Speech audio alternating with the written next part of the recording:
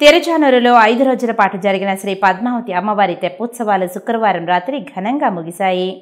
శ్రీ పద్మావతి అమ్మవారి ఆలయంలో ఉదయం సుప్రభాతంతో అమ్మవారిని మేల్కొల్పి సహస్రనామార్చన, నిత్యార్చన నిర్వహించారు.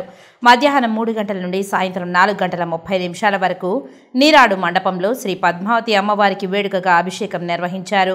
ఇందులో పాలు, పెరుగు, తేనె, కొబ్బరి నీళ్లు, పసుపు, చందనంతో విశేషంగా అభిషేకం చేశారు. సాయంత్రం తెప్పోత్సవం అంగరంగ వైభవంగా జరిగింది. పుష్కరిణిలో తెప్పపై అమ్మవారు 7 చుట్లు తిరిగి భక్తులను కటాక్షించారు.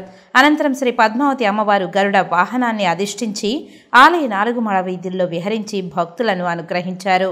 ఈ కార్యక్రమంలో జేఈఓ వీరబ్రహ్మం, డెప్యూటీఓ గోవిందరాజన్, ఏఈఓ రమేష్, ఆగమ సలహాదారు శ్రీనివాస ఆచార్యులు, సూపరింటెండెంట్ శేషగిరి, టెంపుల్ ఇన్స్పెక్టర్లు సుభాష్, గణేష్, ఆలయ అర్చకులు బాబుస్వామి, విశేష సంఖ్యలో భక్తులు పాల్గొన్నారు.